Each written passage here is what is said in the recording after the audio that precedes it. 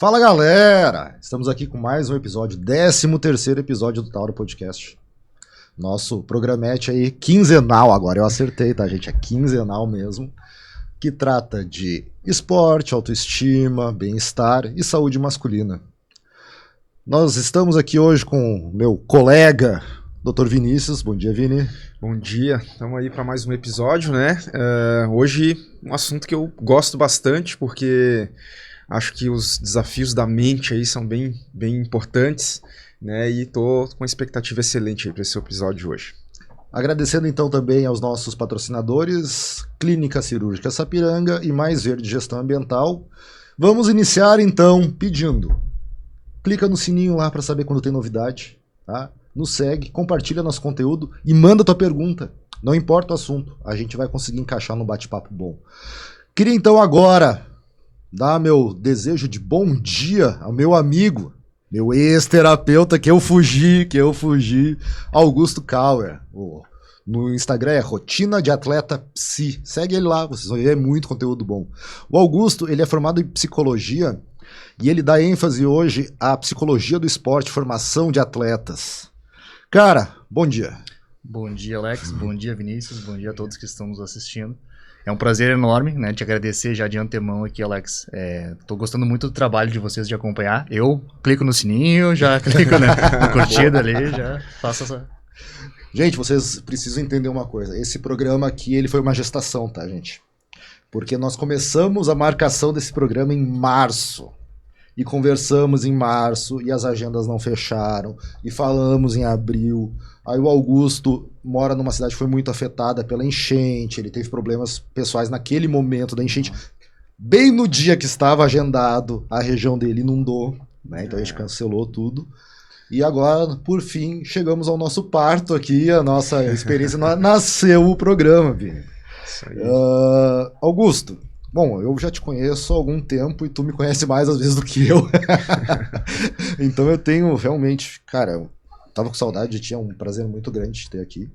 Apesar de eu saber muita coisa que eu vou te perguntar, eu quero te apresentar pra ela. Quem é o Augusto? Quem sou eu? Primeiro dizer, assim, isso da enchente, cara, tava programado pra maio, foi no meu aniversário. E queria muito ter vindo já naquela época, até falei com o Alex, acho que não vai dar pra ele. Não vai ficar nada trancado, pode vir. No fim, trancou tudo, né? Não teve. Eu sou psicólogo, clínico, esportivo, social. Hoje trabalho em projetos sociais também, né? Gosto muito da área do esporte. Hoje sou faixa preta de jiu-jitsu, pratico esporte. O esporte faz parte da minha vida. E sou isso, sou um cara, gosto de estar com a família, gosto de viver experiências diferentes, ajudar na vida dos outros, gosto de aprender, de estudar, sou um pouco disso tudo. E por que não o jiu-jitsu ainda? Isso é cedo. E por que a psicologia? Psicologia, cara, eu gostaria muito de falar que a psicologia foi algo que eu pensei antes e foi planejado, mas na verdade não. Eu me formei muito cedo no ensino médio. Me formei com 16 anos, eu entrei mais cedo na escola porque minha mãe é professora, inclusive fui minha professora do primeiro ano. E aí me formei com 16 anos, já dava com curso de técnico de administração também. E aí eu disse, cara, não sei o que eu vou fazer da vida, até queria dar um tempo de estudar. Eu disse, eu não vou ficar um ano aqui sabático, né? Minha mãe disse, não, tu não vai ficar, né? Não deixou eu ficar. Aí eu digo, tá, então eu vou fazer o Enem ali, me inscrever na faculdade. E aí escolhi algumas opções, e aí dentro dessas opções eu botei educação física, administração, tava em dúvida entre essas, né, informática e psicologia. Só que eu não sabia nada de psicologia, né? Não sabia nem que era Freud, então assim, peguei e coloquei lá as opções. E a primeira que saiu foi psicologia, eu disse, vou fazer, né, peguei, fui na primeira aula, e a primeira aula foi de processos cognitivos básicos. Aí eu comecei a estudar atenção, concentração. Eu disse, cara, é legal isso aqui, acho que eu vou ficar. E fiquei, né? Fiquei, e aí me... Tu viu, Vini, uma coisa que ele tem diferente de nós? Ele entrou pelo Enem. Eu sou do vestibular ainda. Cara, não sou tão velho que nem tu, porque eu também entrei pelo Enem, fui bolsista. Com licença, eu vou sair da meta. Agora me põe nessa aí.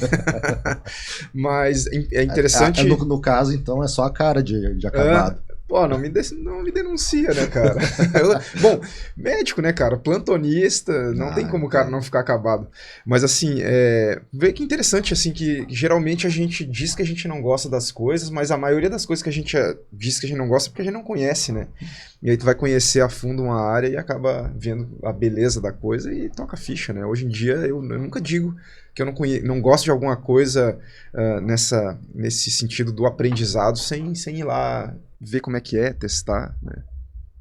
Exatamente. Na época tu praticava algum esporte, que tu pensou em educação física? Porque em geral o adolescente ele sai desfocado do ensino médio, né? Sim.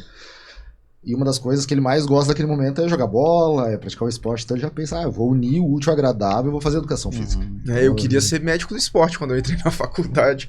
Aí hoje eu trabalho numa área que não tem nada a ver com essa. Né? Não, mas bem, até no projeto social que eu trabalho é com adolescentes, e aí também nessa época de transição, de saber o que querem fazer da vida, né? A gente tenta auxiliar eles nesse sentido.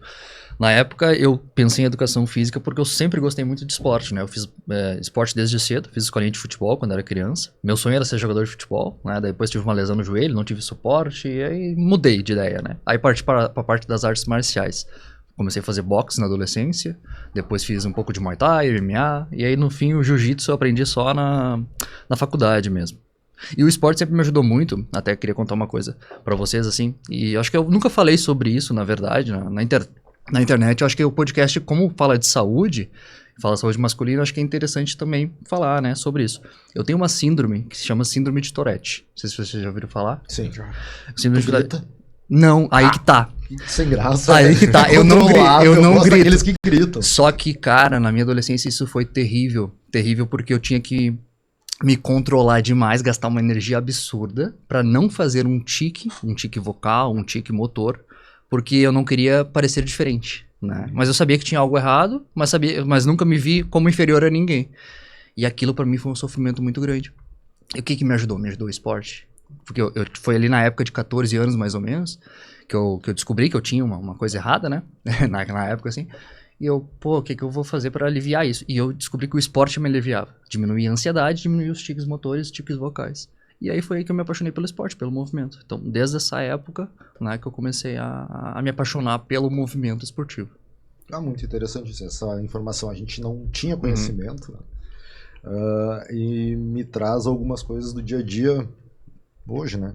Que a gente conversa muito, a quantidade de gente que tem diagnóstico de alguma situação psicológica, tem TDAH, autismo. Inclusive, estava conversando com a Josi te mandou um abraço, os guris também. Um abraço para eles.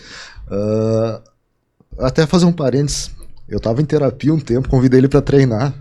E aí eu levei o terapeuta para almoçar em casa. Eu acho que foi o primeiro atendimento domiciliar dele pro grupo. Não, e detalhe, tu tá casado ou é noivo? Eu sou noivo / casado, né? Então, a esposa / noiva dele também é psicóloga.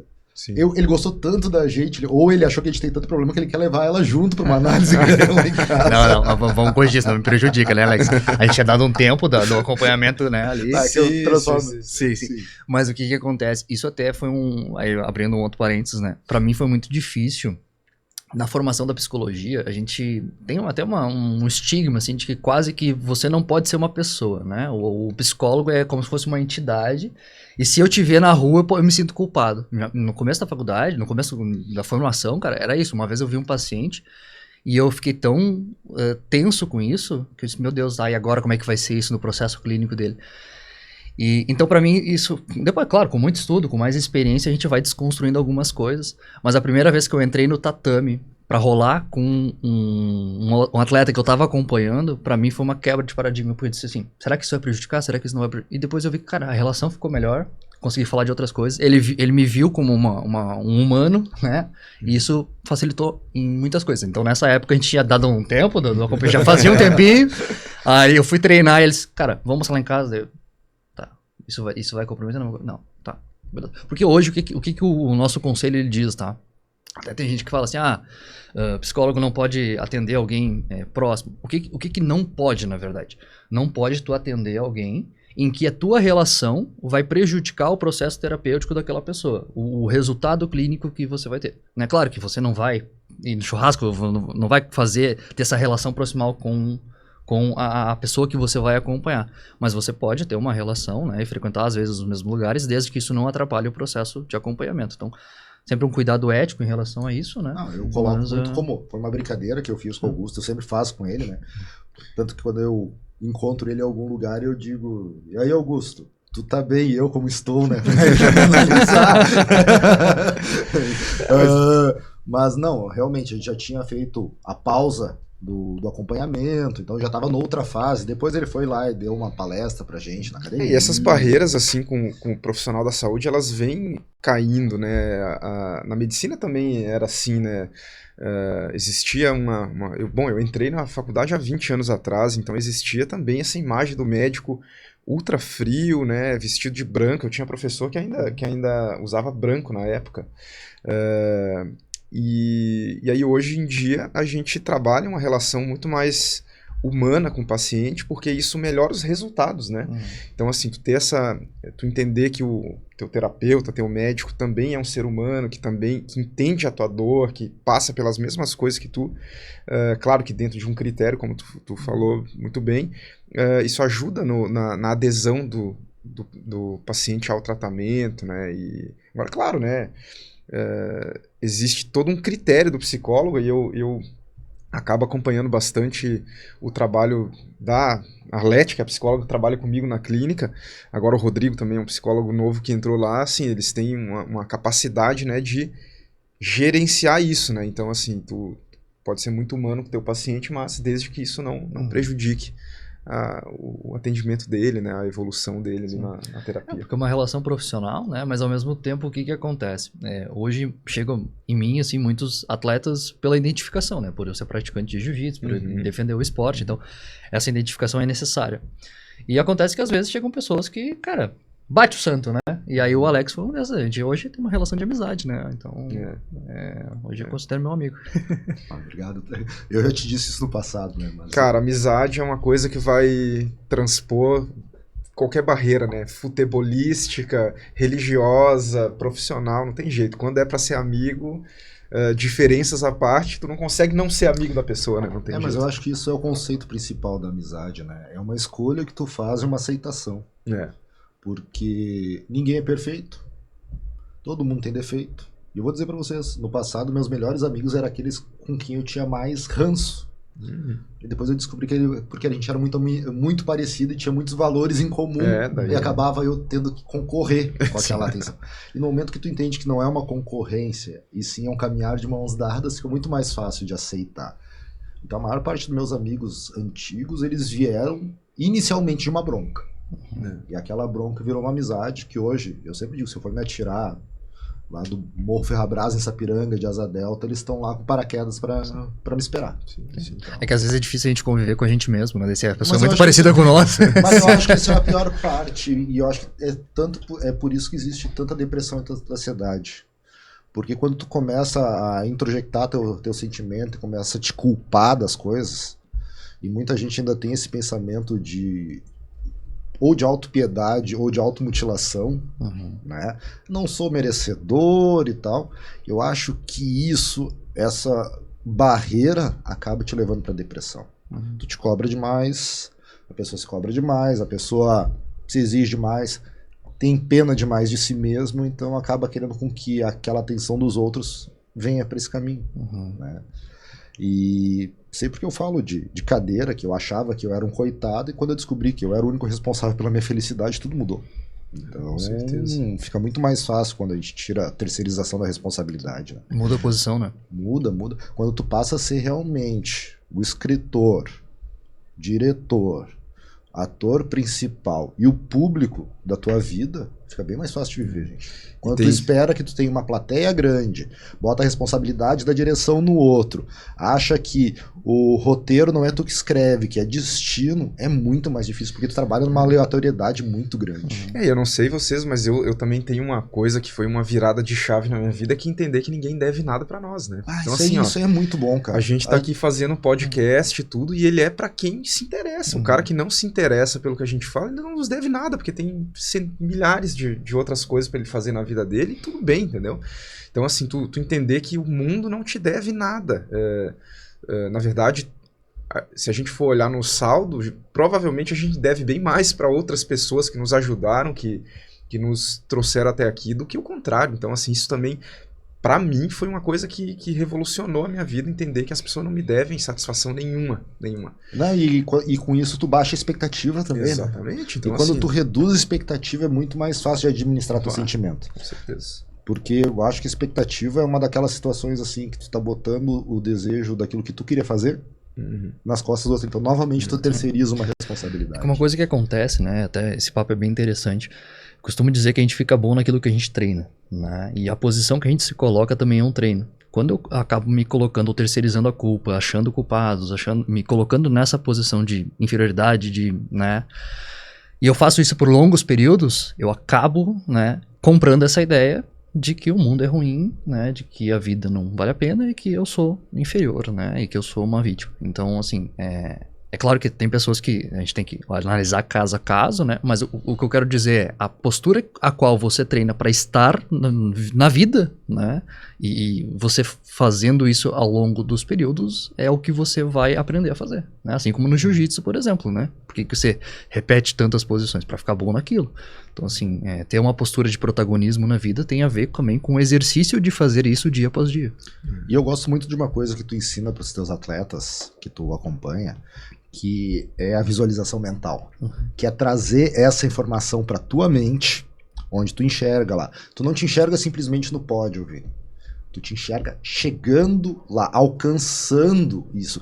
Então a tua rotina de treino, como tu tá te sentindo, e aí tu vai começando a colocar isso. Eu sei porque eu fiz, eu participei de campeonato, eu pedi ajuda do Augusto, e isso é muito bom, cara. Tu chega lá assim, a tua expectativa ela é diferente, a tua autoconfiança é diferente, tu realmente, tu assume o papel de protagonista daquele momento, tu não vai estar lá por uma aleatoriedade. Não adianta tu ficar se imaginando lá com uma medalha no peito, não, tu tem que se comportar como um campeão, entendeu? Então, assim, o que o campeão faz para ser campeão? Né? Eu só vou conseguir ser campeão se eu fizer a mesma coisa. Então, assim, tu tem que imaginar que tu tem que treinar tantas horas, tu tem que se alimentar direito, tu tem que dormir na hora certa, tu tem que ter uma mentalidade forte, né? Porque não adianta tu ficar focando no resultado dos outros, né? Olha ali, meu colega ali ganhou todos os campeonatos, né? Mas tu não faz ideia do que ele fez para ganhar todos os campeonatos. Então, tu quer ser bem sucedido, quer ser feliz, né? Tu tem que se comportar como uma pessoa bem sucedida e feliz, mesmo que o resultado que tu tenha naquele momento da tua vida específico ainda não seja o que tu deseja. Agora não adianta, né? Eu moro numa casa, num apartamento, num kitnet, igual quando eu era estudante lá. E aí meu sonho era morar num baita de uma casa, uma baita de um apartamento. Mas aí eu vivo no kitnet como se eu não fosse morar naquela casa, né? Tudo bagunçado, tudo sujo, Então tu não vai chegar naquele ponto lá. Não, organiza onde é que tu tá e aí visualiza onde tu quer chegar, que aí é bem Cria um plano, né? É assim que funciona. É assim que funciona e, na verdade, o que acontece? Até a própria palavra, né? Eu gosto muito de destrinchar as palavras. A visualização ou mentalização, né? O que é? Mentalizar a ação, visualizar a ação, visualizar o teu comportamento, a tua atitude, como o Vinícius falou. Então, assim, quando eu consigo me imaginar, né? Eu consigo traçar esse plano, entender o que eu tenho que fazer, eu coloco o meu cérebro a funcionar, né? Ele está acostumado com aquele passo a passo, porque o nosso cérebro gosta de uma certa previsibilidade. Quando você faz isso e se coloca mentalmente num determinado contexto, numa determinada situação, aquilo vai se habituando. Então, por isso que tem que se imaginar não só no pódio, mas se imaginar fazendo a tua atitude de luta, a preparação para entrar no tatame, a tua ida até o ginásio. Então, quando a gente faz um processo de visualização, é em todos esses aspectos. A visualização também pode ser corrigindo um determinado erro, né? O atleta, ele cometeu um erro num campeonato. A partir dali, ele pode pegar e começar a fazer exercícios de visualização, aonde mentalmente ele já corrige o que ele fez de errado, né? Ou ele tem várias formas de fazer, vários tipos de exercício em relação à visualização. Mas é bem por esse sentido, sim. Eu lembro do primeiro campeonato de jiu-jitsu que eu disputei na minha vida, né? A gente era uma outra cidade e aí eu era faixa branca, né? Mas já estava treinando ali há alguns meses, enfim, e aí o professor falou, não, vamos lá disputar o campeonato. E eu lembro que eu sabia que eu ia perder a luta muito tempo antes da luta. Porque no campeonato de jiu-jitsu, sempre a luta tá marcada por um horário e tu sabe que tu não vai lutar naquele horário, né? Se tu hoje em dia eu sei disso, naquela época eu não sabia. E aí cheguei e tudo, e aí as lutas acontecendo e gritando e torcendo por os outros e tal. E aí, lá pelas tantas, eu comecei a ver pessoal que ia lutar mais ou menos no meu horário, todo mundo concentrado, descansando ali na arquibancada, fonezinho na orelha e tal. Daí, quando eu fui pra minha luta, eu já tava exausto de torcer pros meus colegas. E aí eu entrei no tatame, quando eu dei aquela primeira aquecida assim pra ir pra luta, eu já sabia que eu ia perder. Por quê? Porque eu não tinha noção do que alguém que vai pra um campeonato de jiu-jitsu faz pra poder ganhar uma luta. Então aquilo ali foi um baita aprendizado, porque quando tu vai fazer uma coisa, tu tem que se posicionar da maneira correta pro que tu vai fazer. Então assim, eu fui pro campeonato como um torcedor. Eu não fui como um atleta que ia disputar uma luta casada. E aí não deu outra, né? Entrei, perdi, mas ali foi um baita de um aprendizado. Sabe, Vinícius, isso que tu tá falando me remeteu a uma coisa que eu costumo, assim, pensar e eu acho legal falar. Quando a gente tem algumas experiências, né, e a gente precisa disso até para entender qual que tem que ser a nossa postura, né? Então a gente chama isso de bagagem experiencial. Essa bagagem experiencial, para que ela seja melhor consolidada, ela precisa ser elaborada. Então não é só aquele atleta assim, tô todo final de semana num campeonato, automaticamente eu sou bom. Não, eu acho que, na minha opinião, né, o atleta ele tem que ter um volume de competição, mas ele tem que elaborar as experiências. Não é só viver, né? Porque daí ele não aprende nada. Então o meu trabalho é muito nesse sentido também. Fazer com que ele reflita sobre o que ele viveu, o que deu certo, o que não deu, por que deu, por que não deu, o que ele tem que fazer de diferente no treinamento, na competição. Então, até o próprio processo de psicoterapia hoje, né, e de acompanhamento, porque eu faço as duas coisas, né? Eu faço a psicoterapia com algumas pessoas e faço o acompanhamento mental, preparação mental com outras, e às vezes algumas coisas até meio que se misturam. Mas assim, o meu papel é muito de fazer com que a pessoa elabore a própria experiência para que ela consiga pensar a própria atitude e que ela se desenvolva nesse caminho. E aí sim ela vai conseguir atingir um pouco mais de resultado. Então assim, o meu trabalho é nesse sentido. Então a gente tem que ter a bagagem experiencial e a gente tem que elaborar as nossas experiências. Porque quando a gente faz isso, o nosso cérebro meio que assim, tô entendendo o que está acontecendo. Vai criando ferramentas, né? E como é que eu transfiro isso não só pro atleta? Como é que eu transfiro isso pro meu dia a dia? Tu diz o atleta amador, o atleta homem, amador, enfim. o homem, a mulher, o cara que quer montar uma empresa, que está saindo da universidade. Como é que eu começo a fazer esse trabalho de preparação mental, traçando a meta e buscando alcançar ela? Sim. Acho que tem vários caminhos, né? Um deles é a própria psicoterapia, porque na verdade existe ainda um estigma muito grande, não só para o homem, mas para a mulher também, mas a gente falando de universo masculino, sim. Tem gente que acha que fazer um processo de psicoterapia é um sinal de fraqueza, né? Tipo, tô precisando de ajuda. E, na verdade não. E hoje tem se desconstruído um pouco disso, assim. Que eu buscar um auxílio não significa que eu estou necessitado. Eu posso buscar para me desenvolver também. Então, assim, eu vou ali na relação profissional, entender quais são as problemáticas que eu estou vivendo, para que eu crie um plano, faça aquilo que a gente estava falando antes no início. Crie um plano, entenda o que eu preciso fazer, qual é o caminho que eu tenho que percorrer, que atitude eu tenho que ter perante as situações que estão me acontecendo, até para encontrar outras possibilidades que às vezes eu não estou enxergando, né? Então, à medida que a gente vai falando e entendendo o que a gente está vivendo, o profissional pode ampliar o teu campo de visão, ou mesmo, conforme a gente vai falando, a gente vai percebendo coisas que antes a gente não estava percebendo porque estava tudo bagunçado. Desenvolvimento humano não é só tratamento de doença, pelo contrário, às vezes é uma pessoa que está super bem, mas ela quer chegar num nível maior, entendeu? Num nível melhor. Bom, na minha área é assim, às vezes tu tá ali indo bem e tudo, mas tu fala assim, não, olha, eu quero, por exemplo, desenvolver lá o trabalho na clínica para eu poder ter uma qualidade de trabalho melhor. Eu não estou doente, né? Não estou com alguma neurose que eu preciso tratar, não. Eu só quero ter ferramentas mentais, comportamentais, né? Para poder melhorar minha performance. Então, hoje em dia se entende muito melhor isso, né? Se toda pessoa tivesse acesso a um psicoterapeuta para trabalhar junto o desenvolvimento humano, tu imagina a quantidade de problemas que a gente ia evitar na sociedade, né? Mas assim, e como transferir para, né, tua pergunta assim, como transferir isso, transportar isso para minha vida diária, né?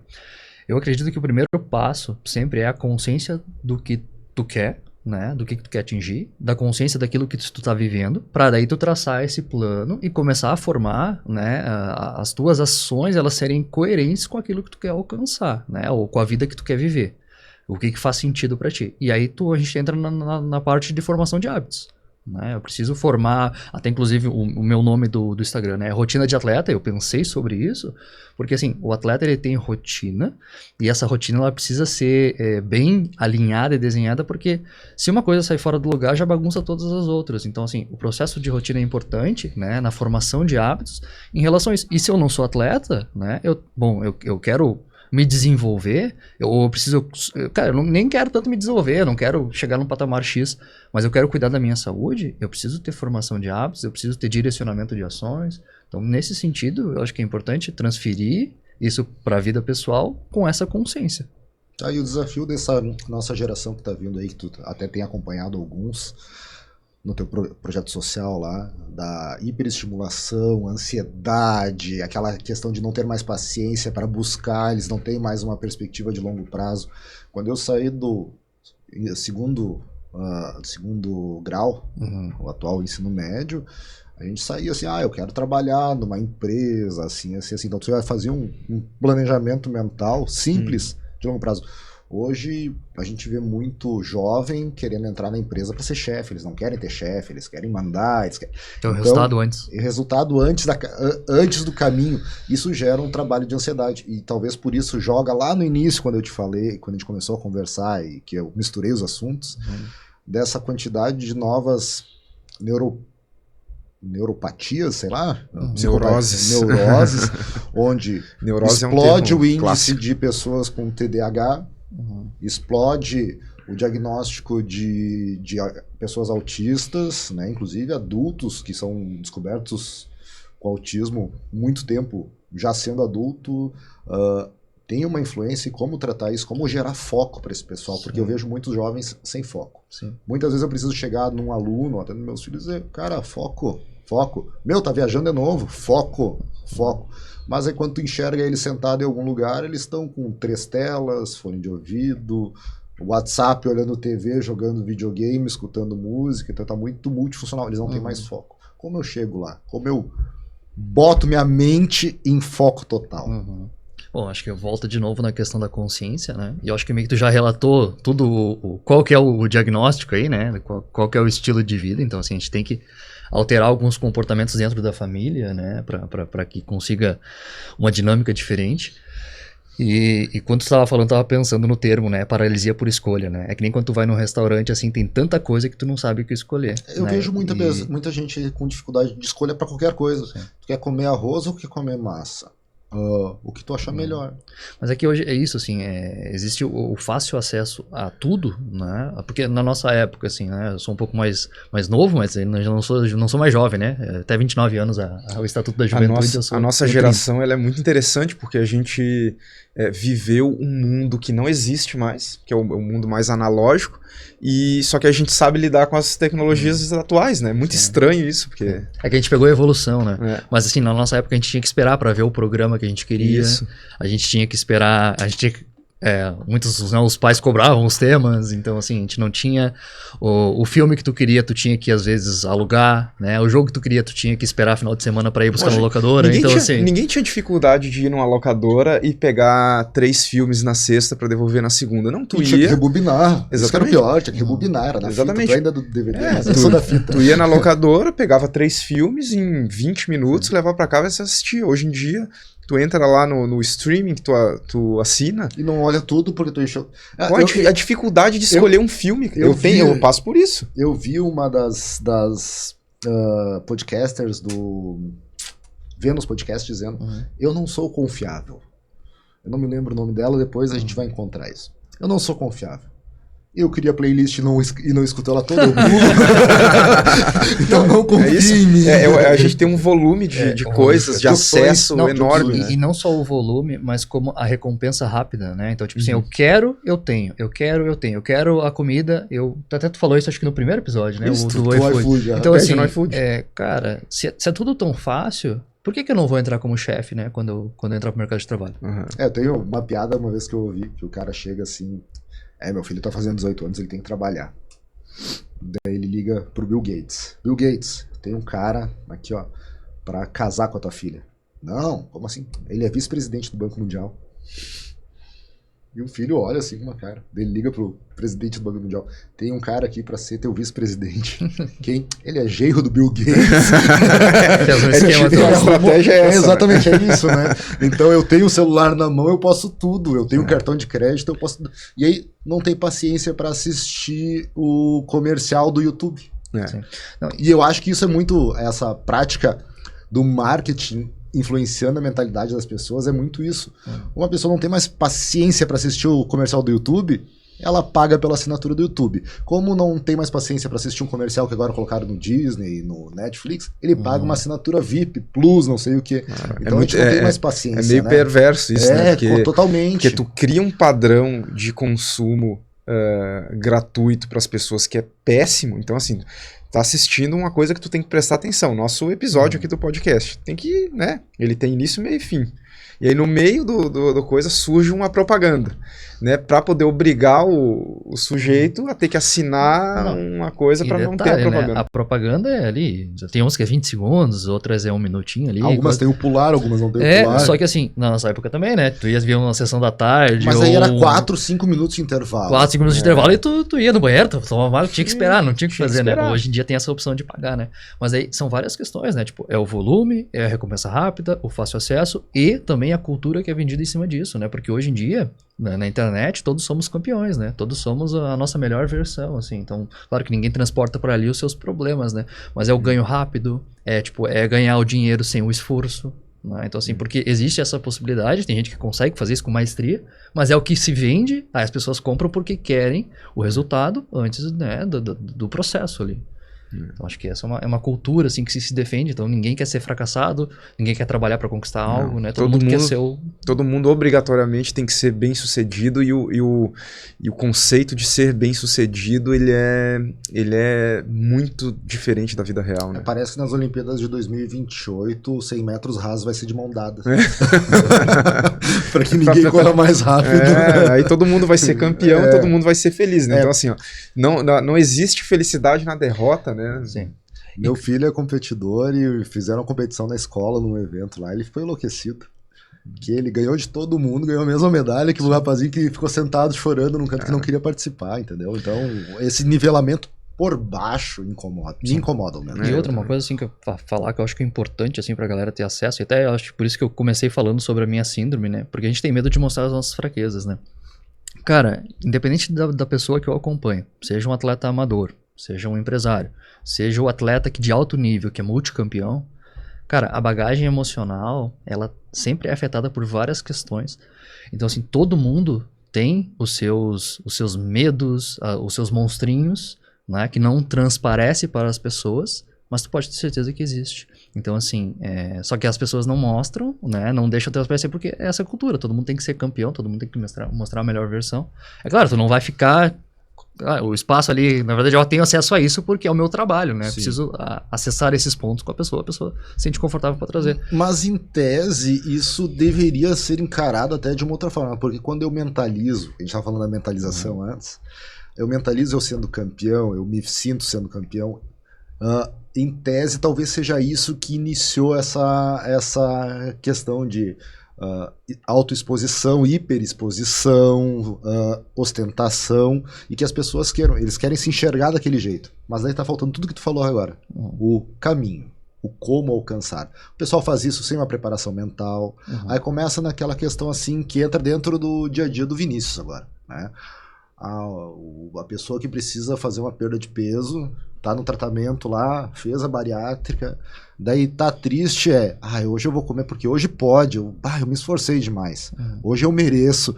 Então, uma autossabotagem em forma de recompensa. E isso tá muito presente na nossa sociedade, né?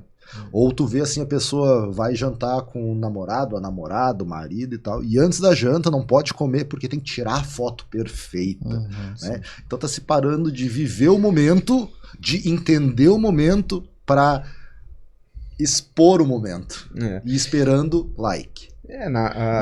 Na medicina a gente diz que a diferença entre o remédio e o veneno é a dose, né? Então, assim, esse acesso que a gente tem às pessoas hoje, ao dia a dia das pessoas, ele pode ser uma coisa muito boa. Então, por exemplo, né, lá quando eu entrei na faculdade, quando eu queria escutar um médico de referência falando sobre um assunto, tu tinha que viajar, ir num grande congresso que ele ia estar lá, e assistir aquilo ao vivo, porque o YouTube estava começando, né? A rede social da época era o Orkut, que era só para comunidade engraçada, enfim, tinha fóruns de discussão, mas não tinha o acesso às pessoas da forma facilitada que a gente tem hoje.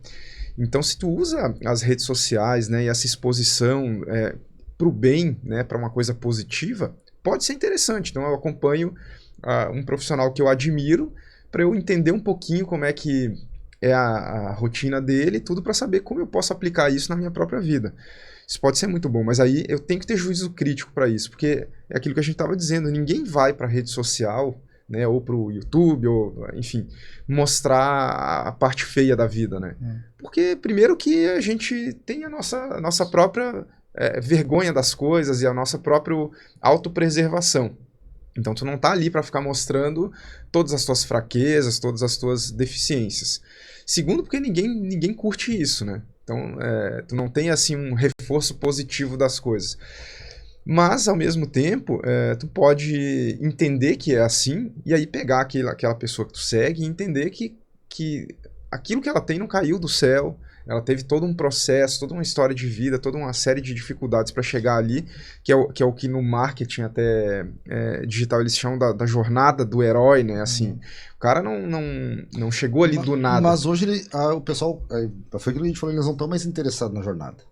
Não estão interessados na jornada. Uma coisa que acontece também, Vinícius, desculpa te cortar assim, mas assim, quando eu olho ali, né, e como a internet é só o que é positivo, né, e é isso por tudo que tu explicou.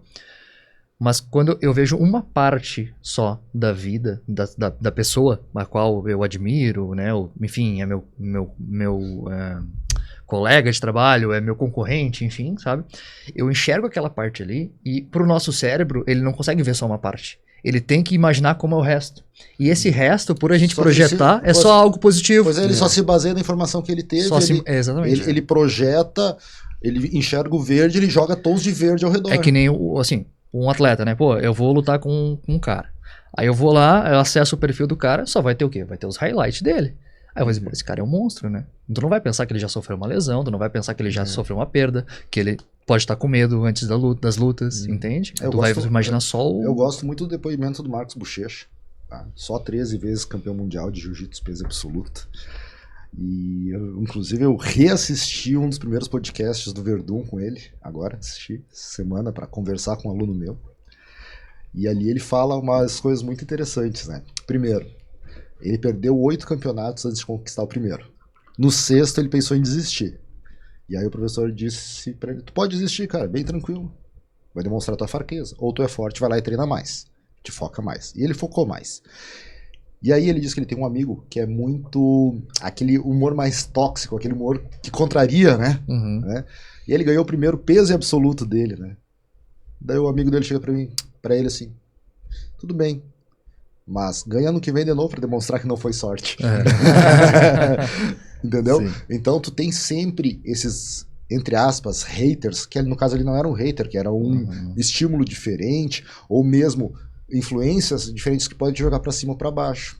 E quando tu gera essa questão da mentalização enxergando só o aspecto positivo, tu acaba não te preparando pro aspecto negativo. Ao menos é o que eu penso. Sim. Tu precisa encarar isso de frente, né? Na verdade, coragem é tu poder encarar o teu medo, né? E tu poder falar. E às vezes eu até tenho uma questão assim importante, né? Muitos atletas têm um dos principais problemas é a ansiedade pré-competição, nervosismo pré-competição. E tem atletas que tentam se auto-enganar, né? Tipo, ter pensamento positivo e tal. Quando tu tenta suprimir o teu medo, o teu receio com pensamento positivo, dá errado, né? Porque tu não acredita verdadeiramente naquilo, tu tá tentando se enganar. o que tu tem que fazer? Mais fácil tu reconhecer a tua emoção, pá, cara, tô assim, desculpa o palavrão, mas tô cagado de medo pra ir, mas eu vou ir mesmo assim, porque eu quero isso pra mim, porque eu tenho coragem, porque eu vou enfrentar isso. Aí tu tá com pensamentos encorajadores, tu não tá com pensamentos positivos. O pensamento positivo é legal pra tu nutrir no teu dia a dia, até que tu internalize isso. Mas para que isso seja algo verdadeiro. Tu não pode usar isso como camuflagem dos teus medos, das tuas fraquezas. Tudo certo e tal. Não, às vezes não dá certo. Não, tipo assim, às vezes não dá certo, às vezes eu tô com medo, mas eu vou fazer isso porque tá coerente com o que eu quero construir para mim. Não, enquanto tu fala isso, sentido. Me vem aquela cena do Messi passando mal de ansiedade numa final da UEFA. Entendeu? Eu trabalho com residentes, né? Então, assim, são médicos em treinamento para se tornarem cirurgiões, né? E aí uma frase que eu uso muito com eles, a gente tem fases na equipe que as coisas estão mais difíceis por causa dos casos, né? Às vezes a gente passa, por exemplo, um mês com um monte de paciente grave, que dá muito trabalho, que tem complicações, né? Porque são serviços que atendem urgência, emergência, pacientes oncológicos, então às vezes tem meses muito difíceis e às vezes a gente tem que cobrar muito deles, né?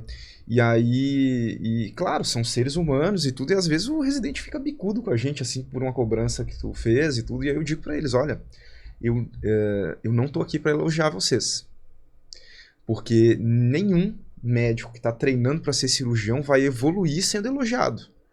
Eu tô ali pra criticar cada mínimo detalhe que eles fazem em cirurgia, porque se eles já tivessem o nível que eu acho que eles têm que ter, eles já estariam formados, né?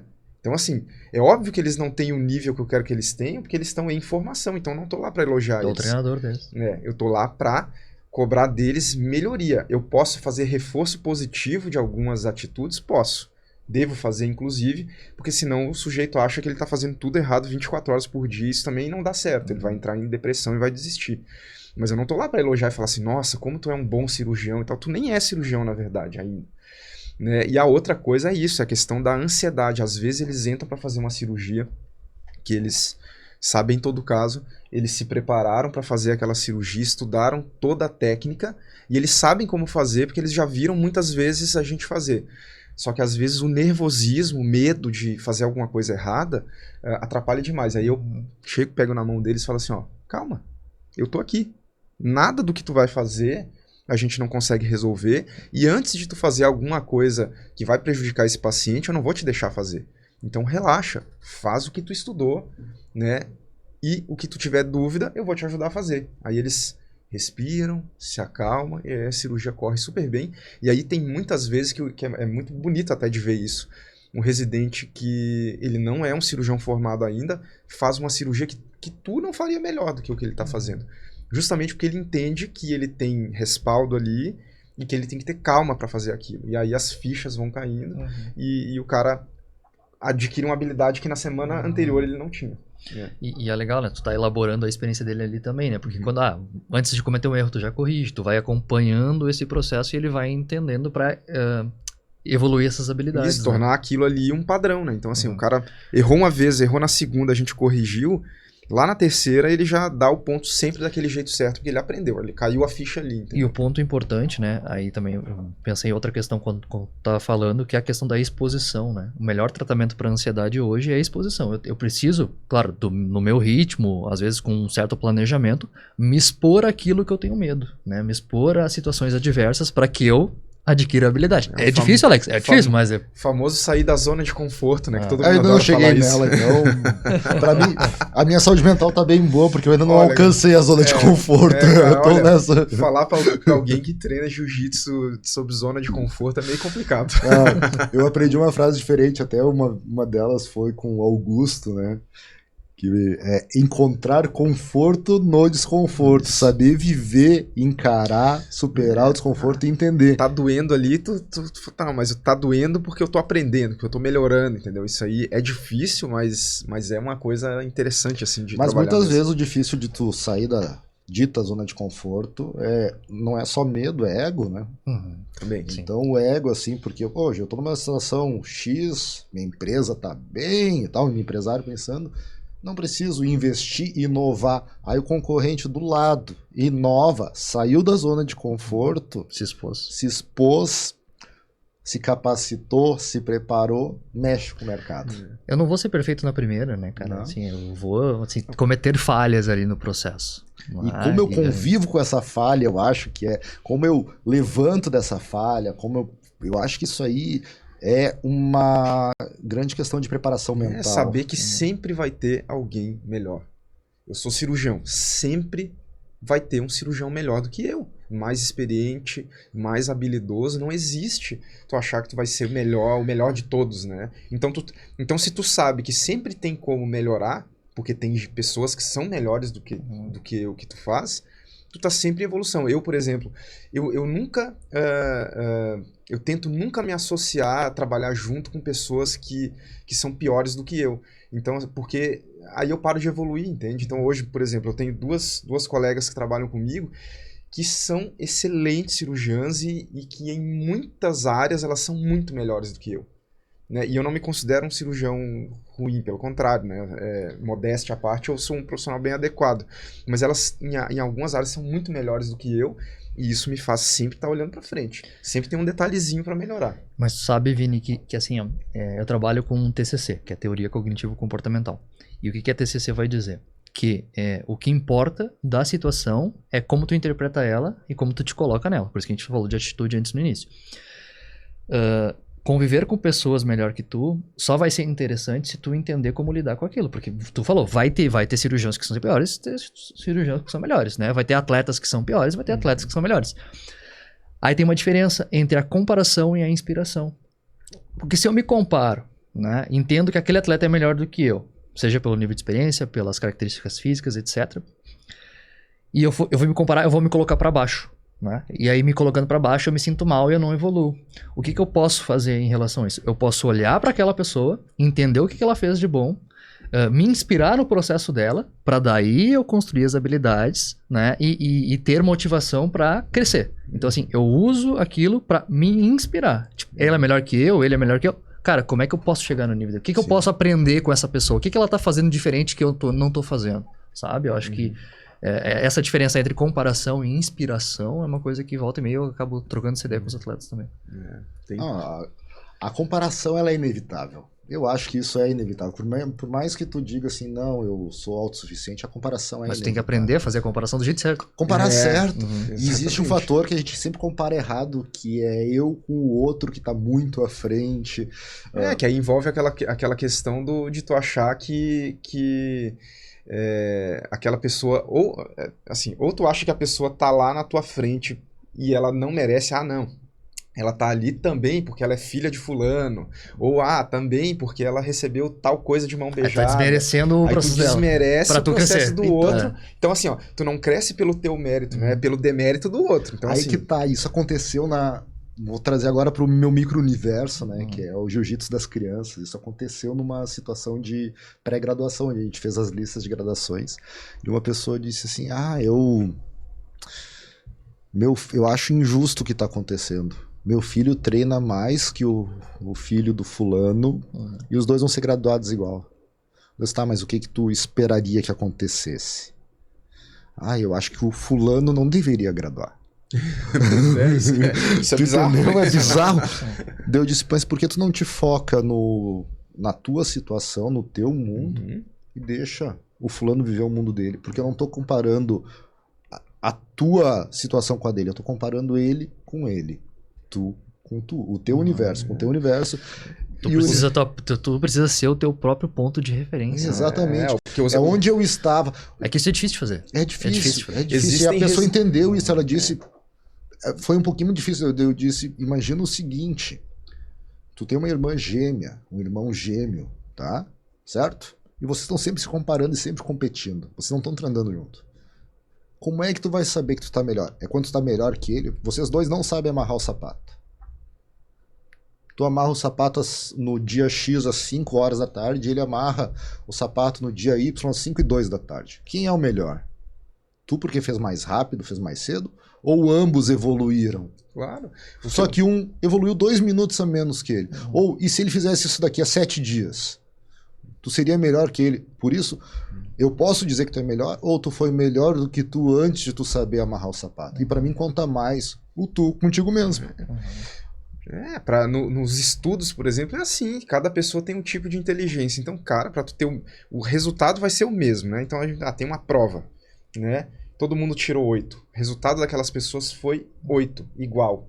Agora, o nível que eu tive que estudar, a intensidade que eu tive que estudar é completamente diferente da tua, que vai ser completamente diferente da dele, né? Porque são inteligências diferentes, culturas diferentes, compreensões diferentes. Então, assim, a gente, às vezes, fica tentando se comparar da forma errada, nessa maneira, assim, ele chegou no mesmo resultado que eu, e eu tive que fazer muito mais esforço do que ele para chegar ali. É a tua vida, se ela vir. Isso, mas não interessa, tu chegou no mesmo lugar, cara. Se ela vir, é assim. Acontece uma coisa também, que eu acho que é importante a gente trazer pra consciência, que é o quê? Quando eu não faço essa comparação do jeito certo, quando eu entendo, né, voltando ali para a interpretação das situações, quando eu interpreto essas situações de uma forma negativa, isso vai acumulando estresse. Isso vai afetando a saúde geral, né, do homem, né, da pessoa em si. Então, se eu não corrijo isso, eu vou acumulando uma série de crenças, uma série de estresse, uma série de situações negativas que vão impactar no meu desenvolvimento e vai atrapalhar o meu processo. E aí isso vira uma bola de neve. É o que eu acabo sempre acompanhando, assim. E a gente tem que desconstruir isso. E tu, no dia a dia, o que tu sugere? Como é que tu mede quando alguma forma para ter saúde mental? O que tu acha que é a base para saúde mental? Acho que a gente podia abrir aquela imagem que eu trouxe. A primeira imagem. Que daí tem ali uma... Porque saúde mental, assim, né? Se a gente for... É a outra. A outra, Vitor. A anterior é essa. O que é Alex, assim, a definição de saúde mental, né? A Organização Mundial da Saúde, o que ela vai dizer? Essa aí. A Organização Mundial da Saúde vai definir saúde mental como a pessoa que usa as suas habilidades, as suas competências pessoais, para quê? Para lidar com o estresse normal do dia a dia, estabelecer relacionamento saudável e contribuir para a sua comunidade. Essa é a definição de saúde mental. Então, assim, eu trouxe ali alguns pilares, né? Tudo que está relacionado. Claro, ali está dividido pedagogicamente, mas, na verdade, isso acontece tudo meio que misturado, tá? Uma coisa vai interferir na outra. Mas são aspectos físicos, né? Aspectos de relacionamentos interpessoais e a gestão do estresse, né? Do que são estresses normais ou estresses mais intensos por alguma situação que a pessoa possa estar vivendo, né? E eu sei que vocês destrincham isso em vários episódios aqui, né? Então é legal até pra galera ter uma noção, né? Que a parte física ele tem entre o exercício regular, aquilo que a gente defende, que sabe que impacta a saúde. O sono, principalmente, aspectos do sono, né? Que é inegociável essa questão do sono, só que a gente tende a negociar com o sono. Nutrição, né, vitaminas e hormônios, que é algo que pode impactar na saúde mental. Então, vamos pensar assim na saúde, né? Em relação a vitaminas e hormônios. Muitas vezes eu posso confundir um caso de depressão, aonde eu tenho vitaminas baixas, por exemplo, vitamina B, do complexo B, e vitamina D.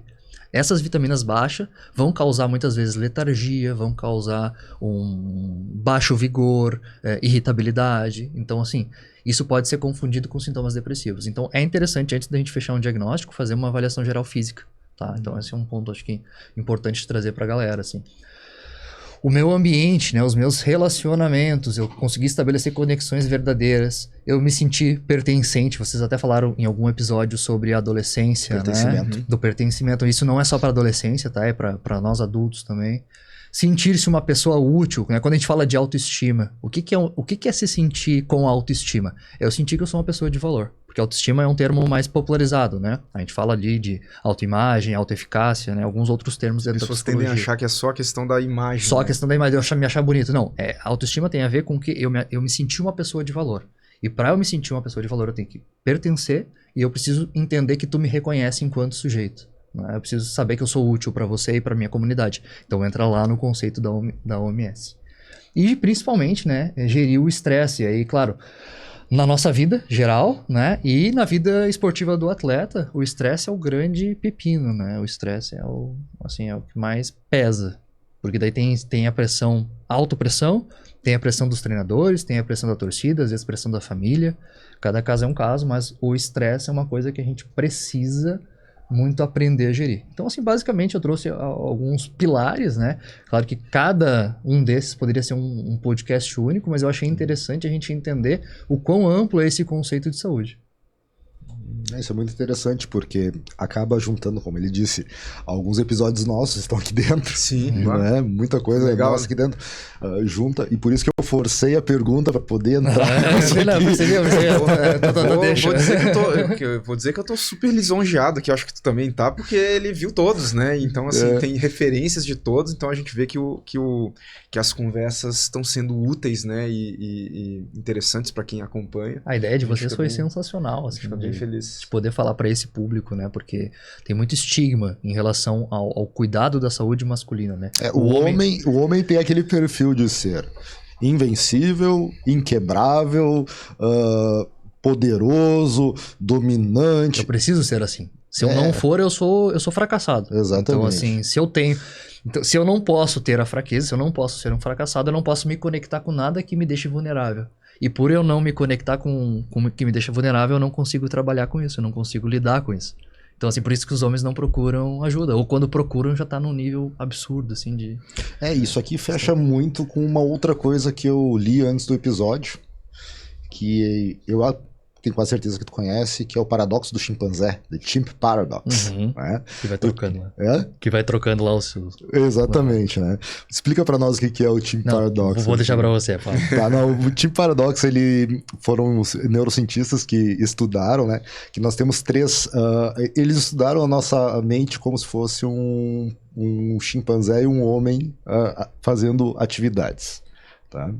Então, assim, resumidamente, eu não vou entrar no processo da metáfora que eles utilizaram para isso, mas a parte chimpanzé é a nossa parte, entre aspas, de autossobrevivência, de inteligência emocional, que ela se sobressai quando necessário para nos dar força, mas ela também gera reações impulsivas, ela trata da nossa impulsividade, tá? A parte ele tem uma segunda parte, que é a parte do computador, né? Que é onde eu armazeno a informação, trato ela depois da situação acontecida. E tem a parte humana, que é onde a ação humana, que deveria ser de autocontrole e busca da eficiência, influencia mais o meu comportamento. E no dia a dia, em todas as atividades, eu vivo no paradoxo do chimpanzé, onde eu tenho que medir a razão, que seria, entre aspas, o homem, com a emoção, que seria, entre aspas, o chimp, com o aprendizado e o acúmulo da experiência, que seria o computador. Então ela é muito legal e ela pega isso aqui. Uma coisa assim, hoje em dia, que legal que está sendo assim da questão da neurociência, né? Acho que o conhecimento, ele está sendo transportado de uma forma acessível para todos, né? E uma coisa que a gente tem que entender, né? O nosso cérebro é integrado, mas muitas vezes existe como se fosse uma chavinha, né? Razão e emoção ali, né? Tem áreas distintas que trabalham com isso, né? A parte emocional seria mais a parte do sistema límbico ali, né? Que gere todo esse processo emocional. E quando ela tá atuando, meio que a razão desliga, né? Que a gente até tem um termo que chama de sequestro límbico, né? Que aí eu me pego no sistema de luta ou fuga, né? E aí a parte de planejamento, de organização, de controle de impulso tem mais a ver com essa região pré-frontal, né? Então, assim, é interessante a gente entender isso. Tu falou do TDAH, né? Do TDAH a gente vai notar que algumas regiões do pré-frontal, elas são menos ativas. E aí o que isso acontece? A pessoa, ela não consegue se organizar direito por conta disso e ela vai tomar a Ritalina, né? Para casos específicos ou outras né, substâncias, outros medicamentos. O que a Ritalina faz? É um ativador do sistema, né, nervoso e faz com que essa parte do cérebro... Então, assim, imagina, uma pessoa com TDAH, é transtorno de déficit de atenção e hiperatividade. Como é que tu vai dar um acelerador para uma pessoa que é hiperativa? Não faz sentido, né? Mas aí por que funciona? Porque essa parte fica mais ativada e por essa parte estar mais ativada, ela consegue controlar um pouquinho mais o impulso. Entendeu? Então é meio louco isso, mas é por isso que o medicamento, né, doutor, precisa ser pensado especificamente eu vou dizer uma coisa, com casos específicos. Eu vou dizer publicamente uma coisa, eu sempre tive vontade de experimentar Ritalina. É sério, porque a minha mente é uma loucura, velho. Às vezes eu tô fazendo uma coisa, tanto que eu brigo muito comigo mesmo, de sentar e fazer um projeto do início ao fim. Eu tenho muita coisa iniciada e inacabada, que de repente ela vem na minha mente. Então eu tenho muitas horas no meu dia que eu preciso parar para me reorganizar. Eu queria muito entender o processo da Ritalina nisso ali. Claro, eu não necessito dela, Mas é uma curiosidade, assim, pra ver o que isso faria. Sim, mas é importante que isso seja sempre acompanhado, né? Claro, Nunca vamos defender a automedicação, né? Mas eu falo isso realmente como uma curiosidade, porque eu sei que eu tenho pensamento acelerado. E eu tenho um pensamento que tende a ansiedade me trazer essas coisas. Isso me deixa uma loucura, cara. Tem uma coisa, né? A gente tá com um psicólogo aqui na mesa, eu acho eu tô falando na frente dele exatamente pra ele me cortar. A gente falar isso. Nunca uma medicação, na minha opinião, vai ter um efeito tão eficaz que seja superior a todas as medidas comportamentais que tu tem que fazer para resolver um problema. Mas tu sabe qual é que é a minha Ritalina? A minha Ritalina é ir pro tatame, cara. Pois é. É ali então, que eu boto a mente em dia. Não adianta o sujeito que, né, tenha lá uma suspeita de TDAH tomar uma medicação, sendo que ele continua num ambiente que tem a TV ligada, o celular ligado, muda o ambiente mas isso tudo ligado. É quase como o ambiente das adicções. Não adianta nada o cara ir pra clínica pra alcoolismo e saiu da clínica, ele vai pro boteco, vai pro bar tomar um refrigerante, só pelo prazer de abrir a latinha. Então eu vejo, e durante a minha trajetória na faculdade, eu vi muitos colegas, né, tem TDAH, né, diagnóstico fechado e tudo. E aí o cara tava lá tomando Ritalina e tu via que aquilo não fazia diferença nenhuma, não melhorava o desempenho deles. Por quê? Porque o ambiente continuava o mesmo. O cara continuava cheio de hiperestímulo para tudo que é lado, não conseguia sentar numa biblioteca silenciosa para ler uma coisa. Então, assim, eu vejo que isso... o homem, ele sempre vai buscar a pílula mágica. Na obesidade acontece isso, né?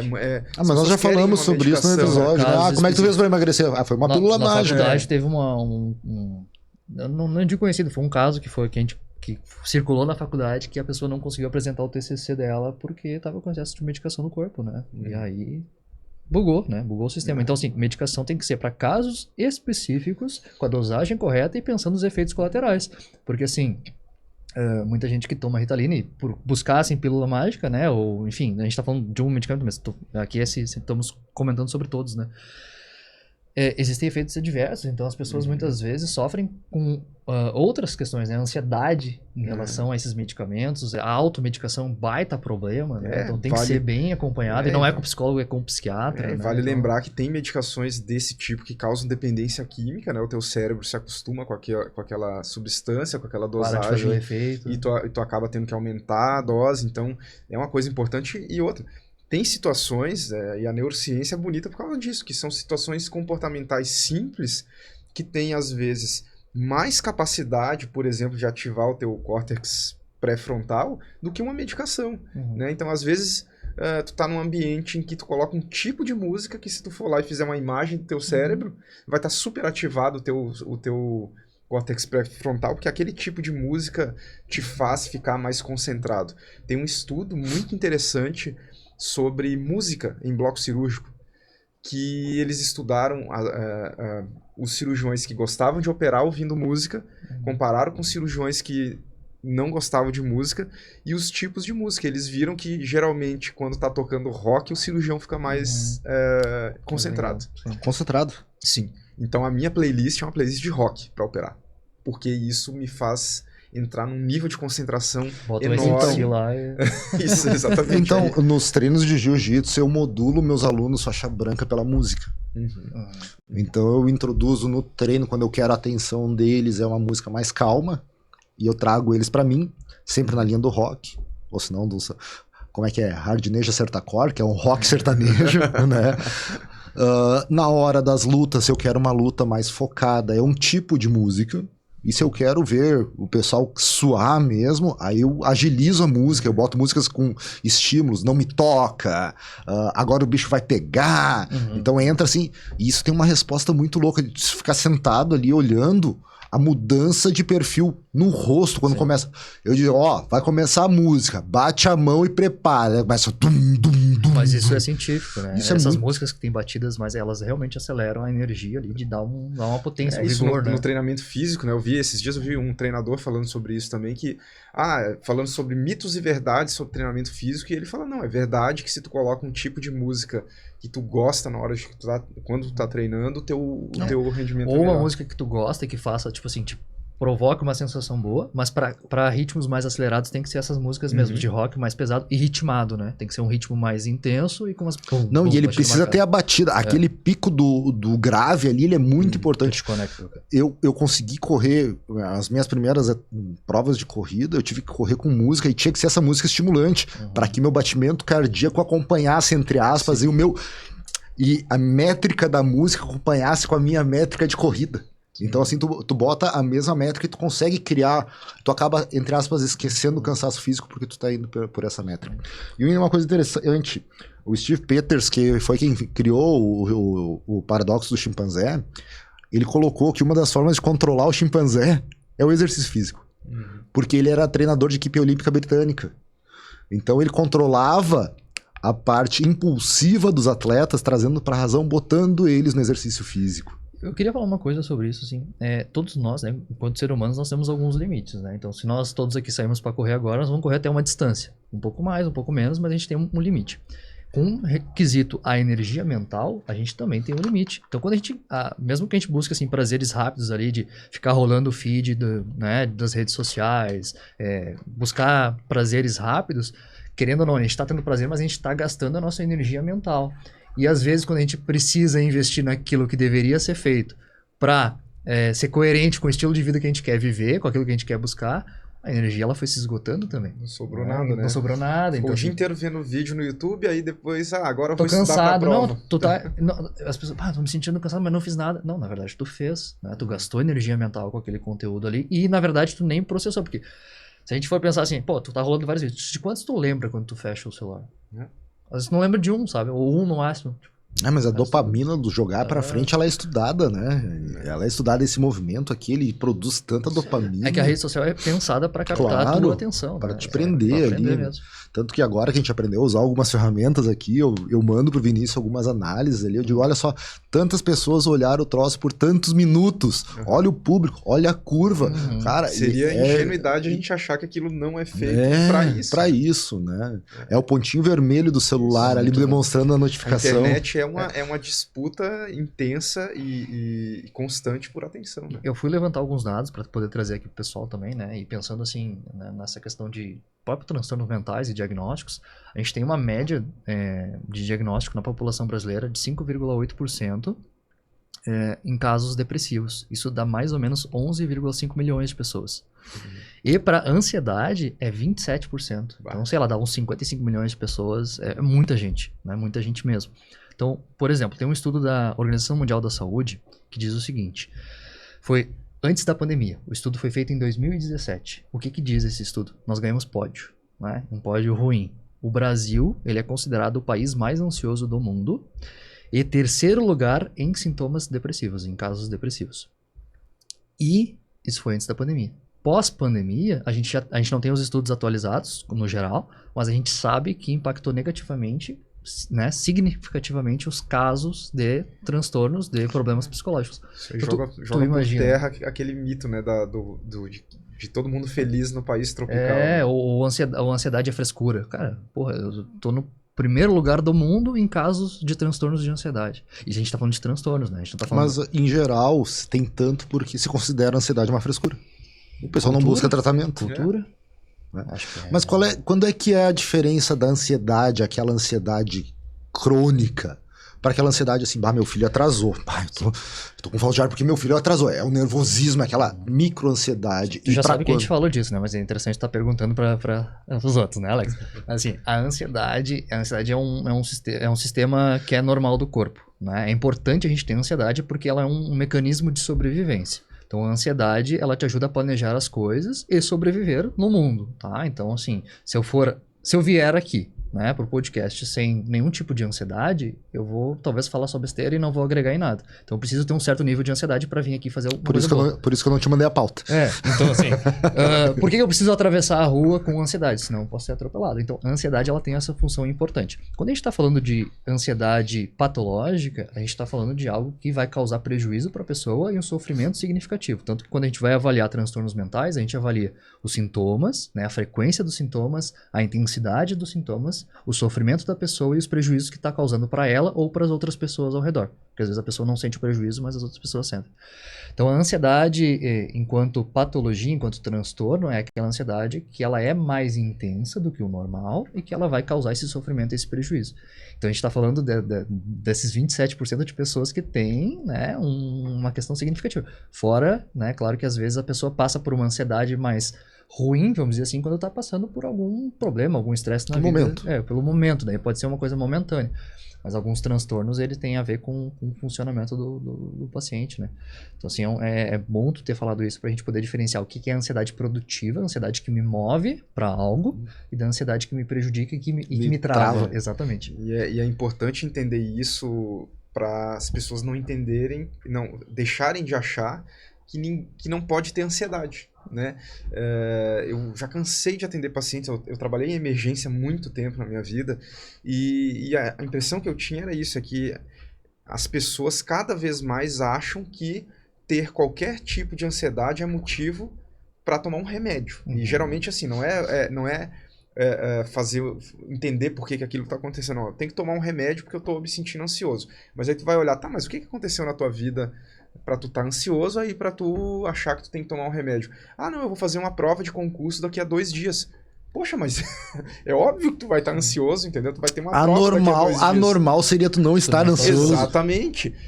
Tem uma frase que eu uso para os pacientes da bariátrica, eles sempre chegam e dizem, doutor, eu tenho muito medo da cirurgia, por isso eu demorei para procurar. E eu digo assim, olha, eu acharia esquisito se tu não tivesse medo de uma cirurgia, aí eu ia achar que tinha um problema, porque não é normal alguém que vai cortar o estômago, que vai fazer um monte de coisa, que vai ter uma mudança tão drástica na vida, não ter algum certo medo do desconhecido, né, do que vai acontecer depois.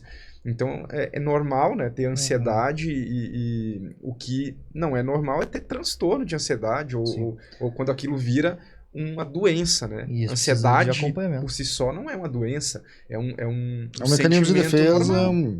É. Ele é um mecanismo de defesa, ele tá dentro do nosso mecanismo de defesa. Exatamente, excesso de ansiedade. Eu entrar na mata cheia de ursos, provido somente com uma lanterna. Se tu ligar, o urso vai te enxergar, mas se tu não ligar, tu não sabe pra onde ir. E aí, qual é o problema? Por que causa sofrimento ou transtorno de ansiedade? Porque a pessoa ativa todo o sistema cerebral e fisiológico. Então só que ela vive isso só. Ela fica mal pra caramba como se estivesse enfrentando o urso, só que quando ela liga a luz não tem urso nenhum. E esse é o problema, entende? Porque é como se tivesse com um defeito o sinal vermelho. Tipo, o alarme tá acionando sem ter nenhum risco, entende? Não tem nenhum perigo, nenhum problema. Que horror viver isso, sabe? Às vezes a vida da pessoa tá ótima, né? Ela tem sucesso no trabalho, tem uma família excelente. Mas o coração tá completamente. Mas aí tem alguma coisa que a pessoa não sabe o que é, aí isso é doença. Se tu olha pra tua vida e tu não mudaria nada na tua vida e tu não tá feliz, ou na verdade é o seguinte, eu não gosto de falar assim, não estar feliz, porque estar feliz é momentâneo. Não é uma coisa contínua, né? Às vezes tu não tá feliz, mas tá tudo bem, né?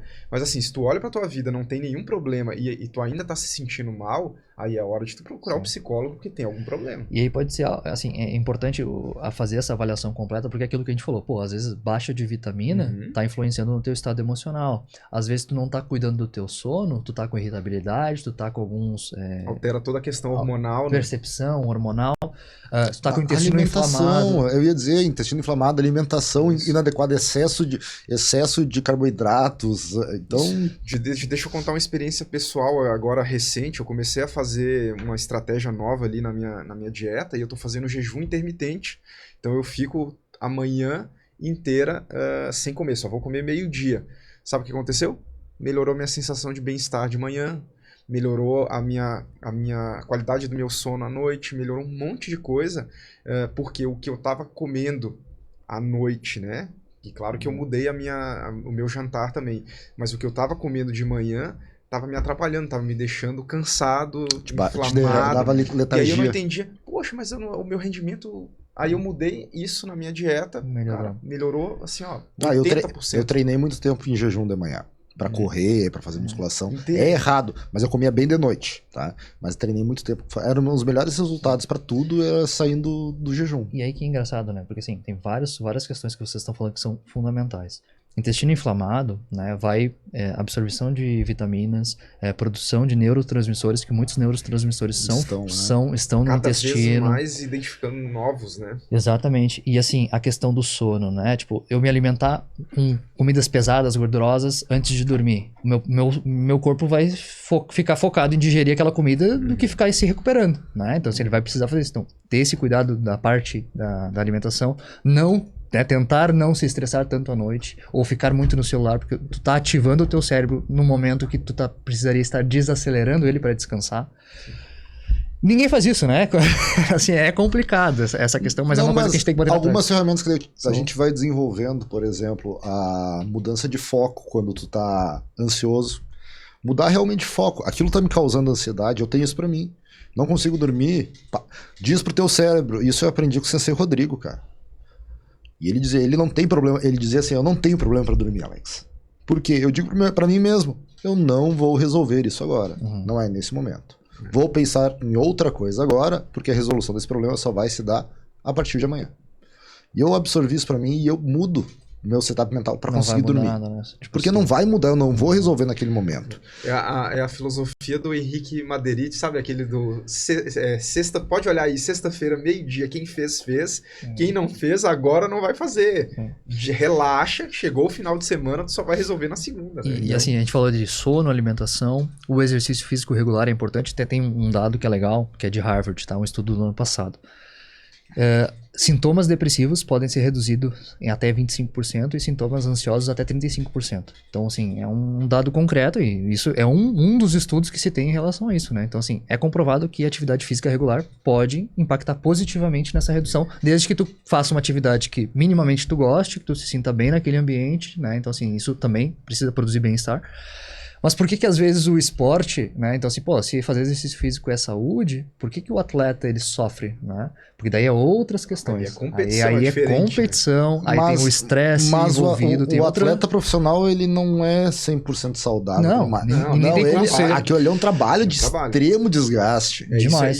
Isso as pessoas confundem também, né? Ah, mas não é... Por que o cara tá estressado, né? Mas aquilo ali é trabalho. Mas aí que tá a questão, assim, porque daí a lógica do esporte de alto rendimento, ela precisa ser questionada também. Bota outra imagem ali pra mim, por favor. Porque ela precisa ser questionada porque, coitado do atleta, né? O treinador tem o papel dele que é cobrar, né?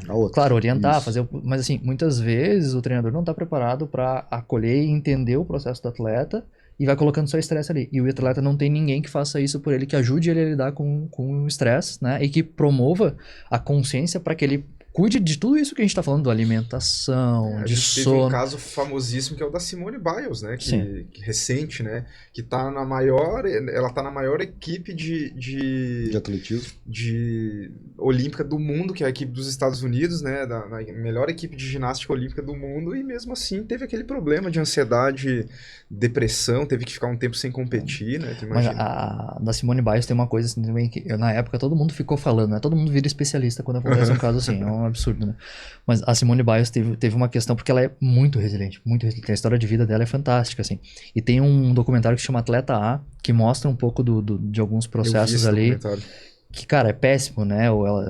A equipe ali, norte-americana, sofreu diversos abusos. As meninas sofreram abusos psicológicos e sexuais, né? De um profissional. E por muito tempo foi negligenciado o cuidado com elas. Então, assim, quando ela chegou na Olimpíada, e foi acho que bem na época que esse documentário tinha saído, assim, que motivação que ela tinha para representar a instituição que não defendeu essas meninas, entende? Não foi só, claro, teve todo o estresse de algumas outras questões, assim, mas quando a gente vê saúde mental, a gente tem que ampliar o nosso olhar para entender o atleta como um todo, as instituições, a gente tem que pensar meio fora da caixa e dar um zoom out, assim, para entender esses outros elementos que impactam também na experiência do atleta, né? Aquela coisa da gente enxergar só a fotografia, né? A gente vê, por exemplo, um jogador de futebol que ganha, sei lá, 1 milhão por mês. Todos nós já falamos isso em algum momento. Poxa, mas o cara ganha 1 milhão por mês e tá jogando mal. Mas tem outras coisas ali envolvidas, né? Tem o ambiente que ele tá, tem a autocobrança, diferença, tem o nível de treinamento que ele tá fazendo, tem lesão. E o dinheiro para de ser motivação nesses casos, porque assim, aquilo vira o normal Claro, no começo, pô, gurizão que tá na base de um time aí começa a ganhar 30, 40, 50 mil pra mais, né, num mês. Pô, isso é um baita fator motivacional. Mas daqui a um tempo aquilo ali vira a rotina dele, vira o padrão. Então para de motivar. Quanto ganha outras coisas. Quanto ganha 1 milhão por mês, alguém te ofereceu um contrato pra ganhar 1,5 milhão, tá, tudo bem, tu vai ganhar mais, mas tá, aquele meio milhão a mais vai fazer diferença, vai ser um motivador, muito difícil, né? Muito difícil. Então, assim, esses são os pilares da performance esportiva, né? E assim, aquilo que a gente falou antes dos pilares da saúde mental estão aqui dentro também, né? Então, mas assim, pensando desportivamente, né? O aspecto físico, o aspecto psicológico, o aspecto tático e técnico, né? E todo atleta vai dizer que o aspecto psicológico é super importante, mas pouquíssimos têm um trabalho direcionado para fazer esse cuidado e esse direcionamento. Então, o meu trabalho é muito entender que o esporte de alto rendimento, ok, não é saúde, mas isso não significa que tu vai negligenciar esses processos, porque se tu consegue cuidar desses processos, intensificar esse cuidado de saúde mental, melhorar todo o processo de vida do atleta, ele tende a render mais. Então, só que ainda existe, tem se evoluído, tem se crescido nessa mentalidade, mas culturalmente ainda tem muitas barreiras. A galera não entende esse processo que cuidar da saúde mental pode afetar positivamente a performance. A galera acha que é só sofrimento, sofrimento, sofrimento. Não é assim. Eu queria te fazer uma pergunta sobre isso, porque assim, nós somos brasileiros, a gente ama futebol e eu sou torcedor do Atlético Mineiro e tem um atleta lá chamado Hulk, que é da minha idade, e é um cara assim que eu tenho como ídolo porque ele tem 38 anos, já ganhou título em todos os lugares em que ele jogou, é multimilionário, né? Só o tempo que ele jogou na Rússia e na China ele já poderia parar de trabalhar pro resto da vida dele, e é impressionante o nível de competitividade que ele leva para o campo com essa idade, com essa história prévia. Um cara que disputou Copa do Mundo e tudo. Né? Então é um cara que treina muito, ele treina mais do que todo mundo, ele chega depois do jogo e faz treino regenerativo na casa dele, enfim. E é um cara que tu olha pra ele, dá pra perceber que ele tem uma gana de vencer que não acaba. Então se ele tá disputando o Campeonato Mineiro ou a final da Libertadores, tu vê que é a mesma vontade, né? Ao passo em que tem atletas que são excelentes, né, com um nível técnico absurdo, e tu vê que aquele fogo ele apaga. No caso do Ronaldinho Gaúcho. Isso, o Ronaldinho Gaúcho, a última vez, ele é um cara, um atleta fenomenal, e a última vez, coincidentemente, a última vez que ele jogou bem foi no Atlético, que ele revolucionou o Atlético, foi campeão brasileiro, aliás, campeão brasileiro não, foi campeão da Libertadores, foi campeão da Copa do Brasil, e aí tu via que naquele momento a mãe dele estava com câncer na época, e ele estava contestado, saiu contestado do Flamengo, e a torcida, eu não sei, a torcida do Atlético percebeu isso, e todo jogo tinha foto da mãe dele, tinha canto pra mãe dele, apoio, dizendo que a torcida tá contigo, tua mãe vai melhorar, e aí tu vê que acendeu aquela chama de novo por 2 anos, depois apagou e ele parou de jogar. Então assim, como no âmbito, né, do treinamento esportivo, da psicologia esportiva, como é que a gente faz para alguém que já ganhou tudo continuar com aquela chama acesa, ou isso é uma característica individual que é muito difícil de reproduzir? Porque eu vejo assim, Cristiano Ronaldo, a mesma história do Hulk, né? Ele tá lá na Arábia Saudita e ainda tem vontade de vencer. O Messi, né? Depois de reveses na Copa do Mundo seguidos, tudo na última Copa é campeão, jogando daquela forma, né? Sim. Sem ter que provar mais nada pra ninguém. Como é que se faz isso?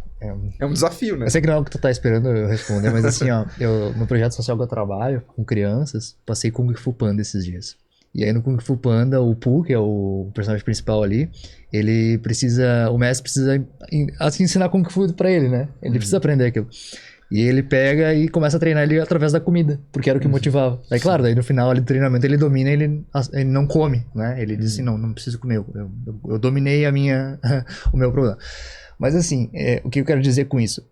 tem as questões individuais que tu trouxe, né? De personalidade, então, assim, aspectos de competitividade, depende muito do que aquilo significa pra pessoa. O que o esporte significa pra ela, o que motiva ela. Porque motivação tem a ver com os motivos pelas quais eu faço uma ação. Então, claro que algumas coisas que acontecem fora do campo esportivo ali, na minha vida pessoal, por exemplo, tu disse, a mãe do Ronaldinho tava, né, com uma questão de saúde ali. Uma questão de doença. E aquilo impactou ele negativamente, né? E óbvio, quando ele percebeu que a torcida apoiou ele, foi um fator motivacional para que ele continuasse, né, entregando ali o que ele podia, né, no melhor dentro daquela realidade. Então, assim, são vários fatores que afetam a motivação. A parte mais pessoal do que aquilo significa para mim. Então, pro Hulk, talvez, desempenhar por mais tempo gera para ele uma sensação de competência, algo prazeroso que ele quer continuar. Ele tinha aquela história de não ter jogado no Brasil quase nada, e aí ele queria vencer aqui. Pode ser. Mas, poxa, ele já venceu. O Atlético em 2021 fez uma temporada praticamente perfeita, né? Só não ganhou a Libertadores, foi eliminado com 2 empates. Então ele já venceu. E isso foi 2021, nós estamos indo para 2025 e eu olho para ele em campo, é a mesma coisa, sabe? E aí, a mesma vontade. O Ronaldinho, talvez para ele, aquilo, ele já viveu tudo que ele precisava ter vivido, para ele talvez tava legal, tava já cansado. Por exemplo, né, vamos pegar o exemplo do Tom Brady, que, cara, o maluco, ele é referência do alto rendimento por longevidade. Então, assim, tanto que ele se aposentou, o cara não aguentou ficar parado e voltou, sabe? Então, tipo assim, depende do que aquilo significa pra pessoa. Eu acho que é um tipo de atleta, assim, que o cara nasceu com aquela vontade de ganhar insaciável e é difícil tu treinar isso, né? Isso especificamente é muito difícil. Não, mas eu acho que isso é muito pouco treinável, isso tem que vir da pessoa. Tem que vir. Porque se ele não senão quiser... Senão todo mundo seria campeão exatamente, do esporte, né? Se fosse treinável. Não, se fosse treinável seria muito fácil. O cara tem que ter sangue no olho, não adianta, ele tem que ter vontade. Eu sempre digo pra garotada que tá competindo, tu tá com vontade de ganhar ou tu só veio competir? Porque são duas coisas diferentes. Se tu não tá com vontade de ganhar, tu não vai ganhar. Não. Acontece casualidades de o adversário ser desclassificado, mas tu não ganhou, foi o adversário que perdeu, né? O Mika Galvão, né, falando de jiu-jitsu, até teve ele era acompanhado por uma treinadora mental e depois, hoje em dia, é acompanhado por um psicólogo esportivo. Mas eu lembro da treinadora dele falando que, no caso dele, assim, ele tava ganhando sempre muitos campeonatos, né, durante aí os meses, assim, um atrás do outro. E ele tava ganhando tão fácil dos adversários numa época que aquilo tava desmotivando ele. Não tinha mais interesse. Não tinha desafio. E aí eles tiveram que construir alguma coisa que, tipo assim, ganhar em menos tempo possível. Tiveram que achar outras estratégias pra continuar motivando ele. Porque é a mesma coisa do financeiro que a gente falou. Tipo, às vezes tu chega num patamar onde aquilo já vira o habitual e para de te motivar. Né? Ou a mesma coisa, aquele atleta que só tem o resultado negativo. Né? Ele tá acumulando estresse. Ele para de ter motivação porque ele não tem um reforço positivo. Sim. Então lá com os teus, né, os residentes. Se tu só pisar em cima, vai chegar uma hora que vai saturar. Ou aqueles que vencerem vão ter danos, né? Então assim, tem que ir mesclando, né? E isso faz parte de tudo. É interessante, né? Bom, agora chegou a hora da notícia triste. Ficava mais 2 horas aqui, tava bem. O papo tá muito bom, mas o nosso tempo tá escoando. Nem falamos coisa de jiu-jitsu, né, cara? Não dá tempo. Eu te comentei que a conversa, ela começa de uma forma que a gente não controla. A vida não tá nem aí para nosso planejamento, não adianta. Não tá nem aí. Eu já aprendi isso e ensino isso. Tu pode até tentar planejar, mas vai ter que executar aquilo que for possível. Uma hora eu quero voltar a falar de jiu-jitsu. Então tá, vamos voltar. Vamos fazer um podcast maior. Vou dizer que os episódios os melhores, assim, são sempre esses, né? Que a gente não consegue seguir o roteiro. Então, eu não cumpri ele. Não. E tô muito feliz de não ter cumprido. Tô te vendo aqui, tu olhou pouco pra esse tablet. Não, eu tô muito feliz de não ter cumprido. Pra cumprir algumas perguntas ali, eu forcei a entrada delas no programa, porque precisava de alguma coisa, porque o papo foi muito fluido. Augusto, obrigado por ter vindo, tá? Obrigado. Compartilhar com a gente esse papo aí, porque mesmo não sendo uma tecnicidade, como às vezes a gente gostaria de poder apresentar pro nosso público, cara, ele mesclou saúde, esporte, família, comportamento. Eu acho que é isso, é conseguir unir tudo dentro de uma informação para que agregue alguma coisa para as pessoas. Se a gente for só técnico também fica maçante, né? Então, assim, acho que a gente precisa fica. transportar o conhecimento de uma forma acessível para todos. Esse é o objetivo, né? Então, tem algum recado aqui para nossa galera aqui? O que eu diria, professor? Cara, faça terapia, quebre o estigma de que se conectar com a sua vulnerabilidade é fraqueza, encare de frente, né, os seus monstrinhos e busque a sua evolução. Acho que é isso que eu diria. Então é isso, galera. Muito obrigado pela audiência de vocês. Estamos encerrando aqui mais um Taura Podcast. Esse episódio foi muito legal, tá? Episódio 13. Sempre apoiado pelos nossos patrocinadores, né? A Clínica Cirúrgica Sapiranga e Mais Verde Gestão Ambiental. Vini, obrigado pela presença. Eu que agradeço sempre, né? A oportunidade de estar aqui crescendo e é o que a gente estava conversando antes, né? Sentar numa mesa em que tem pessoas que em diversas áreas são melhores do que nós, faz a gente crescer e é sempre o que eu sinto aqui. O objetivo é sempre estar sentado com pessoas que vão te agregar alguma coisa. Eu acho que esse episódio falou sobre um tema que é importantíssimo, que é a questão da mentalidade, né? E vai ajudar muito as pessoas que vão assistir. Agradecer também a Hexstream por nos receber aqui, sempre no melhor estilo, né? Então, galera, clica no sininho, segue a gente aí, te inscreve para todas as nossas novidades, vai ter bastante coisa, bastante corte dos últimos episódios nas próximas semanas, tá? Comenta, pergunta, eu tenho um canal aberto aqui com o Augusto e segue o Augusto lá, pergunta direto para ele vai responder, cara, é gente boa pra caramba. Obrigado e até a próxima.